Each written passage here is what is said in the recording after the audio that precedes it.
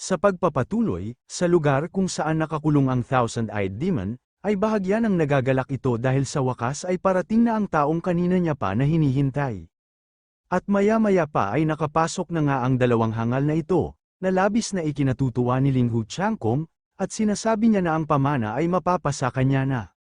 Nagsaad naman ang Thousand-Eyed Demon na inaasahan na niya na nandito ito para sa pamana ng kanyang lord. Sinabi din niya na meron din siyang natanggap na impormasyon na iniwan ng kanyang lord, at tinanong si Ling Hu Changkong kung nadala ba nito ang bagay na iyon. Naglabas naman ng isang singsing ang hangal na ito, at mayabang na sinabi na dinala niya ang blood crystal na gusto nito, subalit paano naman ang tungkol sa kanyang pamana? Bahagya namang nainis ang Thousand-Eyed Demon dito, dahil parang binabalak pa nito na makipagnegosasyon muna sa kanya bago ibigay ang blood crystal. Kaya naman nagpakawala na siya ng isang malakas na aura para takutin ito. Agad namang naapektuhan si Wang Futong sa lakas ng nilalabas na aura nito, kaya naman nakaramdam siya ng bahagyang takot dito, at sa isip-isip niya na nararamdaman niya na wala siyang panlaban sa pagharap man lang dito, at gusto niya na makuha ang Blood Demon na pamana nito. Dagdag niya pa na hindi niya papalampasin na hindi makuha ang isang kakilakilabot na legacy na ito. Habang si Ling Hu Changkong naman ay sarkastiko na sinabi sa Thousand-Eyed Demon na sobra siyang mahiyain na tao, kaya wag na siya nito na takutin pa. Dagdag niya pa na kung hindi ito titigil ay maaaring mahulog ang kanyang singsing kung saan nakalagay ang blood crystals. Nagsaad naman ang Thousand-Eyed Demon sa hangal na hindi niya inaasahan na isa pala itong duwag, para umasa pa sa mga pagbabanta sa kanya. Nagbigay galang naman dito si Ling Hu Changkong, at sarkastiko na sinabihan ito na wag masyado na maging seryoso, dahil ang gusto niya lang naman ay ang makuha ang pamana, at pagkatapos niya ito makuha ay tinitiyak niya na bibigay niya na dito ang blood crystal ng kanyang dalawang mismong kamay. Bahagya namang natuwa ang Thousand-Eyed Demon sa pagiging tuso ni Ling Hu Changkong, kaya naman sinang-ayunan niya na ito at sinabi niya na ibibigay niya na muna dito ang pamana, at sigurado naman siya na hindi ito na mangangahas na lokohin siya. At pagkatapos ay nagliwanag ang kanyang dalawang mata, na dahilan ng paglabas ng isang itim na mata sa kanyang dibdib, kung saan naglabas ito ng napakalakas na enerhiya patungo kay Ling Hu Changkong. Nalabis ikinatuwa ng hangal dahil ito ang matagal niya ng inaasama-sam na kapangyarihan. Maging si Wang Futong ay labis din na natutuwa nang makita niya ito, at sa isip-isip niya na kung makukuha niya ang pamana na ito ng Demon Lord ay magiging madali na lang ang pagpatay niya kay Tanyun. Samantala, tuluyan na ngang nabigay ng Thousand-Eyed Demon ang pamana kay Ling Hu Changkong, kaya naman tinanong niya na ito tungkol sa kanyang blood crystal. Subalit binigyan lang siya nito ng isang sarkastikong tawa, at habang hawak-hawak na ang pamana sa kanyang mga kamay ay mayabang na sinabi nito na sa tingin ba talaga ng Thousand-Eyed Demon ay ibibigay niya talaga ang blood crystal, at sa tingin ba nito na hindi niya alam na pagtapos nito na gamitin ang blood crystal para makawala sa seal ay hindi siya nito mabilis na papatayin. At habang tinalikuran niya na ito at binabalak na umalis, ay sarkastiko niya pang sinabi dito na nagbago na ang mga panahon, at ang makakabuti dito ay ang masil na lang ng magpakailanman sa lugar na ito, dahil kung hahayaan niya ito na makatakas dito ay magiging mahirap na ang mga bagay-bagay. Subalit imbis na mainis ang Thousand-Eyed Demon sa kanyang mga narinig ay tinawanan niya pa ito, at seryosong sinabi dito na masyado pa itong bata at hindi pa tumutubo ang mga buhok nito sa katawan, tapos mangangahas pa ito na kalabanin siya, dagdag niya pa na sa tingin ba nito na wala siyang backup para dito. At sabay na sinabihan ng Thousand-Eyed Demon si Wang Futong na kung ano pa ba ang hinihintay nito. Dahil kung hindi pa nito papatayin si Ling Hu Changkong ay mawawala na ito ng pagkakataon na makuha pa ang pamana niya. At nang marinig ito ng hangal na si Ling Hu Changkong ay labis niya itong ikinabigla, subalit huli na siya dahil paglingon niya pa lang ay nasa harap na niya si Wang Futong na nakahanda na ang pag-atake nito sa kanya, habang sinasabi nito na ang pamana ng Demon Lord ay dapat na para lang sa kanya. Kaya naman hindi na nagawa pang makailag ni Ling Hu Changkong at selong-salo ang atake ni Wang Futong na tumagos pa sa kanyang mga dibdib. At bumagsak na lang habang sumusuka na ng makapal na dugo. Kaya naman kahit nanghihina na ito ay galit na galit ito sa ginawang pagtatraidor sa kanya nito. Sinabihan naman siya ni Wang Futong na para lang maasikaso niya ito at si Tanyun ay naging maingat siya sa pagpapanggap na maging aso na sunod-sunuran dito. At ngayon sa wakas ay nakuha niya na din kung ano talaga ang gusto niya. Tumayo naman na si Ling Huchangkong at sinabi na hindi niya ito sisisihin sa mga nangyaring ito, at kung bibigyan ng awa nito ang kanyang buhay ay simula ngayon ay ituturing niya na ito bilang kanyang master. Subalit hindi naman ito sinang-ayunan ni Wang Futong, bagkus ay naghahanda na ito ng muli niyang gagawin na pag-atake dito. Kaya naman nakaramdam na ng takot ang hangal na ito sa kanyang buong katawan. At maya-maya pa ay inatake na nga ito ni Wang Futong na matagumpay niya namang nagawa. Na nagdulot sa pagtilapon nito habang sumusuka na naman ang makapal na dugo. Tumawa naman ng malakas si Wang Futong sa kadahilanang nakuha na niya kay Ling Huchangkong ang pamana ng Demon Lord, habang pasigaw na sinasabi niya na sa huli ay siya ang nag-iisang nanalo. Samantala, tuluyan na ngang namatay si Ling Huchangkong habang dilat ang mga mata nito, at makikita ang dugo nito na parang unting-unting hinihigop ng kung sino. At ito pala ay kagagawa ng Thousand-Eyed Demon, at masaya niyang sinasabi na kahit wala ang tulong ng blood crystals ay magagawa namang makatulong ng dugo ng isang tao na tuluyang magawang masira ang seal. Kaya naman nagagalak nitong sinisigaw na sa huli ay siya talaga ang nag-iisang nanalo, habang unti-unti nang naglalabasan ang madaming itim na mata sa kanyang katawan, at pagkatapos ay tuluyan na niyang ang nawasak ang seal, na labis niya na ikinagagalak dahil sa loob ng 10,000 taon niyang nakakulong dito, ay sa wakas ay nakalaya na din siya, at nakangisi niyang binanggit ang Golden Dragon at Magic Dragon, at sinasabi niya na ngayon na ang magiging araw ng pagkamatay ng mga ito. Sa kabilang banda, sa itaas ng God's Heavenly Palace ay nagkaroon ng malakas na pagyanig ng kalupaan, na dahilan ng unti-unting pagkasira nito. At nang makita ito ng Demon Ape ay laking gulat nito. Kaya naman napatalon na lang ito sa isang poste at napapatanong na lang kung ano ang nangyayari at kung isa ba itong paglindol. Habang ang ating bida naman ay nakaramdam ng isang napakalakas na magical energy, at tinatanong niya kung ano ang nangyayari sa lugar na ito, at nagtataka din siya kung ano ang seal na nasa ilalim ng God's Heavenly Palace. Samantala, labis naman itong ikinapangamba ng Golden Dragon Lord, dahil alam niya na ang dahilan ng malakas na pagyanig na ito ay ang Thousand-Eyed Demon na kung saan ay nagawa ng makatakas sa kulungan nito. Kaya naman tinawag na ng Magic Lord ang kanilang master na si Tan Yun, at sinabi niya dito na aalalayan niya ito na unang makatakas sa lugar na ito. Subalit huli na sila dahil bigla nang lumabas ang Thousand-Eyed Demon sa mismong kinatatayuan nila na nagpapakawala ng napakalakas na aura, na nagdulot ng pagkasira ng kalupaan at pagtalsik ng mga parte nito. At binigyan sila nito ng isang malakas na pagtawa, at mayabang niyang sinabi na wala kahit sino sa mga ito ang magagawang makatakas. At nang makita ito ng ating bida ay naging seryoso ito, sa kadahilanang nagtataka siya kung ito ba ang Thousand-Eyed Demon, dahil pinigilan niya na ito sa Infinite Abyss of the Upper Realm, kaya naman malaking katanungan sa kanya kung bakit nandito ito ngayon sa Lower Realm. Nagsaad naman ang Golden Dragon Lord kay Tan Yun, na alam naman na nito na si Handon at si Yuan ay pinakawalan ang karamihan ng halimaw, na pinigilan mismo nito sa loob ng Endless Abyss, at para atakihin ang lower realm na ito.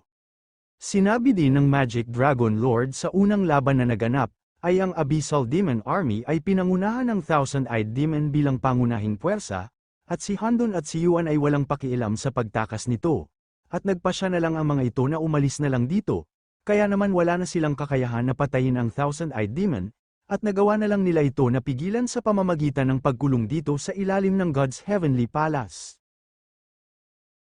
Kung nakarating ka na sa part na ito, ay sigurado akong nagustuhan mo ang ating kwento, nagsisimula pa lang ang ating YouTube channel, kaya naman hinihiling ko sa iyo na huwag mag-skip ng ads dahil malaking tulong na ito sa ating channel, at kung gusto mo naman magbigay ng malalim na suporta ay i-click mo lang ang super thanks dyan sa ibaba, para ganahan ang hangal na ito. Maraming salamat mga Emperor. Nagsaad naman ng ating bida na si Handon at si Yuan ay nakalkula na ang mga ito, at nakaupo na lang na nanunood sa nagiging labanan ng buhay at kamatayan, at hindi man lang ito nagdusa kahit papaano. Samantala, napatingin naman ang Thousand-Eyed Demon kay Tan Yun at nagtataka siya kung bakit ang ordinaryong tao ay nandito sa lugar na ito. Dagdag niya pa na may pamilyar din itong breath na nakakapag-irita sa kanya, at parang nakikilala niya ito.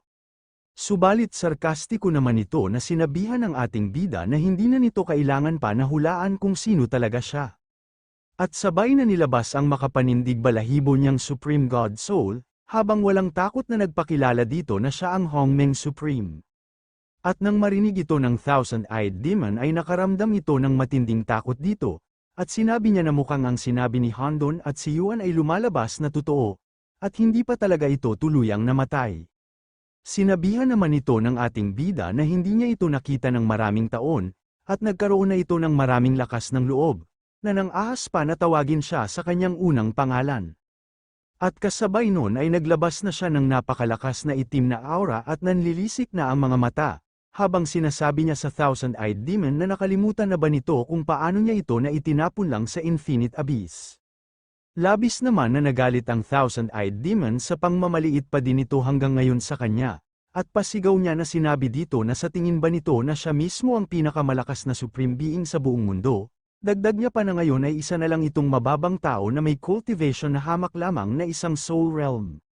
Mayabang na nasabi din ito habang naglalabas na ng malakas na aura, napipasila niya ito hanggang sa mamatay na parang isang piniga na langgam.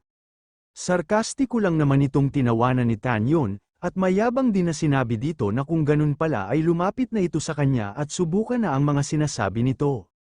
Bahagya namang nakaramdam ng pangamba ang Thousand-Eyed Demon sa pinapakita ng ating bida na pagiging confident nito, at sa isip-isip niya na ang Hongmeng Supreme na ito ay hindi lang isang basta-basta, at ngayon ay malaki ang tiwala nito sa kanyang sarili.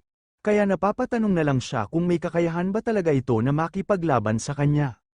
Napansin naman ng ating bida ang pagiging balisa nito, kaya inasar niya pa ito sa pamamagitan ng pagsabi dito na kung bakit hindi pa ito nangangahas na sumugod o gumalaw man lang sa kanyang kinatatayuan. Matagumpay naman na nagawa ng ating bida ang pang-iinis dito, dahil nagpakawala na ito ng malakas na pulang aura, habang sinasabi sa kanya na hindi na nito kailangan na magpanggap pa sa kanyang harapan, dahil isa lang itong cultivator na hamak lamang na soul realm kaya sa tingin ba talaga nito na magagawa nito na matakot siya. At pagkatapos ay gumamit na ang Thousand-Eyed Demon ng isang hand sign, at binuksan niya na ang kanyang Heavenly Devil original body, na dahilan ng pagbabago nito ng anyo ng isang napakalaking demonyo na may 4 na sungay at 2 pakpak, na kung saan ay nagmistulan lang na isang langgam sa harap nito ang ating bida. Subalit hindi naman nakaramdam ng kahit katiting na takot dito ang ating bida, bagkus ay kalmado niya pa ito na tinitignan. Umatake naman na ang Thousand-Eyed Demon kay Tanyon gamit lang ang kanyang isang pagsuntok. Ngunit hindi naman ito pinayagan ng Golden Dragon Lord at Magic Dragon Lord, at pasigaw nilang sinabi na kung sino ang maka-offend sa kanilang Lord ay karapat-dapat lamang na makatikim ng matinding parusa, at kasabay nun ay ang pag-transform ng mga ito sa totoo nilang anyo bilang isang malaking dragon, at sabay na nagpakawala ng napakalakas na sigaw na may matinding pressure, na dahilan ng paghinto ng Thousand-Eyed Demon sa ginagawa nitong pag-atake. At biglang nagpakawala din ng isang napakalakas na sigaw, na sinabayan naman din ng pag-atake ng 2 Dragon Lord. Nagpatuloy ang pagpapalitan ng mga ito ng kani-kanilang matitinding atake, at makikita na nagdudulot ito ng malalakas na pagsabog sa iba't ibang parte ng kalangitan, na seryoso lang naman na pinapanood ng ating bida. At sa isip-isip niya na kung masusunog niya ang lahat ng kapangyarihan ng soul, ay kayang-kaya na niya patayin ang Thousand-Eyed Demon na kasing bilis ng pagkurap ng kanyang mga mata, pero haantong din yun sa pagbagsak niya sa isang eternal sleep. Napahinto naman sa pag-iisip si Tanyon nang may isang tao ang tumawag sa kanya, at ito pala ay ang hangal na si Wang Futong, na nagagalak dahil sa wakas ay nahanap na niya ito. Nagsaad naman ang ating bida na hindi pa pala ito tuluyang namamatay. Naagad naman sinagot ng hangal habang nagpapalabas ng malakas na killing intent, na pinagsama niya ang kanyang katawan at ang soul ng Blood Demon, at nakakuha din siya ng bahagyang pamana ng Thousand-Eyed Demon. At nang marinig ito ni Tanyon ay sinabihan niya ito na hindi na nakakagulat kung bakit may lakas ng loob ito na humarap na sa kanya. Nagalit naman si Wang Futong sa mayabang na estilo ng pagsasalita ng ating bida, kaya naman naghanda na ito ng isang pag-atake gamit ang kanyang isang daliri na naglalabas ng enerhiya, habang sinasabi niya na ginawa niya ang lahat para patayin lang ito, at ngayon ay may sapat na siyang kapangyarihan para gawin na ito. Dagdag niya pa na ngayong araw ay wawasakin niya ito hanggang sa magkahiwa-hiwalay ang katawan nito sa 10,000 piraso. Nagpakawala naman ng malakas na aura ang ating bida at nanlilisik na ang mga mata, habang pinagtatawanan ang hangal, At sinabi niya na kahit ang isang basura ay may pasa sa isang basura ay walang magbabago dahil isa pa din itong basura. Dagdag niya pa na sa oras na ito ay hindi na niya ito bibigyan pa ng pagkakataon na makatakas pa ulit. Mas lalo namang nagalit ang hangal na ito sa mga matitinding sinabi ni Tanyon, kaya naman gumamit na ito ng isang hand sign at binubuksan na niya ang totoong katawan ng isang demonyo. Kung saan lumabas sa kanyang likuran ang isang malaking imahe ng demonyo, at agad na sumugod kay Tanyon. Subalit naghanda na din ang ating bida at nagsulat ito sa hangin ng salitang guard, na kung saan mabilis nito na napigilan ng walang kahirap-hirap ang demonyo na ipinang-atake ni Wang Futong. At maya-maya pa ay hindi na ito kinaya ng hangal, kaya naman sabay na tumilapon ang hangal na ito kasama ang teknik na kanyang ipinagmamalaki na demonyo. At di kalaunan ay bumagsak ito na nagdulot ng malakas na pagsabog, kaya naman napapatanong na lang siya kung paano ito na nangyari. Nilapitan naman ito ng ating bida habang binibigyan ito ng masamang tingin, at sinagot niya ang tanong nito at sinabi dito na isa lang ito na mahinang nilalang, dahil ang totoong lakas ay dapat inaasa lang sa kanyang sarili at hindi umaasa sa kahit anong pamana. Pasigaw naman itong hindi sinang-ayunan ni Wang Futong, at galit na galit ito dahil pinagsama na niya ang malalakas na kapangyarihan na mayroon siya pero bakit hindi niya pa din ito magawang mapatay. Kaya naman agad-agad ito na sumugod at ginamit ang kanyang teknik na tinatawag na Blood Claw, kung saan ay may dalawang malaking demonyo na may tig-isang kamay ang lumabas sa kanyang likuran. Nainis naman na ang ating bida sa kakulitan nito, dahil sinabihan niya na ito na huwag umasa sa mga pamana, kaya naman naghahanda na din siya ng pag-atake dito. At maya-maya pa ay sinabayan niya na nga ito gamit lang ang kanyang simpleng suntok na binabalutan lang ng enerhiya at walang ginagamit na teknik. Mabilis na nga nagkalapit ang atake ng dalawa, at agad na makikita ang resulta ng naging salpukan nito, nang mabilis ito na tinamaan ni Tanyon sa kanyang sikmura at hindi na nagawang makahawak man lang sa kanya. At di kalaunan ay tumagos pa ang kamao ng ating bida hanggang sa likuran ni Wang Futong, na dahilan ng pagsusuka nito ng dugo at namumuti na ang dalawang mata na senyales na malapit na itong mawalan ng buhay. Makikita naman ang ating bida na pinapalibutan ng nilabas na mga dugo ng hangal na pabagsak na sa kanya. Tinignan naman ng ating bida ang pabagsak na nakatawan ni Wang Futong, at pinupuri niya ito sa pagiging masikap nito, pero sinisisi niya din ito sa pagpili nito ng maling pamamaraan kaya umantong ito sa kanyang miserableng katapusan. Samantala, sa itaas ng Heavenly Palace ay patuloy pa din na naglalaban ang tatlong ito, at pinagtatawanan sila ng Thousand-Eyed Demon, at mayabang na sinabi nito sa dalawang Dragon Lord na kung hindi pa ba ang mga ito na kumakain, sa kadahilan ng sobrang hihina ng mga atake nito na parang kinikiliti lang siya. Hindi naman napinansin ng dalawa ang pagyayabang ng Thousand-Eyed Demon, bagkus ay inutusan na ng Golden Dragon Lord ang Magic Dragon Lord, na gamitin na ang Natal Element Technique, na agad naman na sinang-ayunan nito. At sabay na nga sila na naglalabas ng malakas na enerhiya sa kani-kanilang mga bunganga, at tinatawag nila itong Pure World Holy Flame at World Magic Flame. Maya-maya pa ay sabay na nga nila ito na ipinang-atake patungo sa Thousand-Eyed Demon, subalit naghahanda na din ito ng isang atake, kung saan ay naglalabas din ito ng bilog na enerhiya sa kanyang bunganga, na tinatawag niyang The Devil's Prison, at hindi rin nagtagal ay pinakawalan niya na nga din ito. Mabilis naman na nagkasalpukan ang mga atake ng mga ito, at ilang saglit lang ay makikita na ang naging resulta na kung saan ay nanaig ang lakas ng Thousand-Eyed Demon, kaya naman hindi ito kinaya ng Golden Dragon at Magic Dragon at pabagsak na sa kanilang kinatatayuan. At nang makita ito ng ating bida ay labis siya na nag-alala kay Xiao Jin at Xiao Hei, kaya naman agad-agad siya na lumipad patungo sa mga ito. At habang mabilis na papalapit si Tanyon para sagipin ang dalawang Dragon Lord, ay makikita si Wang Futong na parang pinapanood lang sila at mukhang hindi pa talaga ito tuluyang namatay, at binabalot ito ng nagsama-samang makapal na dugo na parang unti-unting binubuo ng Blood Demon ang kanyang nawasak na katawan. Sa kabilang banda, ay matagumpay naman ang ating bida na mas alo ang kanyang dalawang alagad, at pagkatapos niya ito maibaba ay tinanong niya ang mga ito kung nasa maayos lang sila. Sinagot naman ito ng Golden Dragon na huwag itong mag-alala dahil nasa maayos lang naman siya. Habang napapamura naman ang Magic Dragon Lord, at sinabi niya na dahil sa natamo nilang pinsala sa huling nangyaring laban, ang kanilang kapangyarihan ay naglalaho na sa paglipas ng mga taon, Kaya naman labis ito na naiinis sa kadahilanang dahil dito ay hindi niya magawang pigilan ang Thousand-Eyed Demon. Samantala, nilapitan sila ng Thousand-Eyed Demon at mayabang na nagsaad ito sa Golden Dragon at Magic Dragon, na hindi sila ang tao na karapat-dapat na humarap sa kanya. Kaya kung mangangahas ulit ang mga ito na pigilan siya ay uunahin niya ng kunin ang mga buhay nito. Dito na muna matatapos ang ating episode, at kung gusto mong subaybayan ang ating kwento ay mag-subscribe ka na at pindutin ang notification bell, para updated ka sa pag-upload natin everyday. Maraming salamat mga Emperor!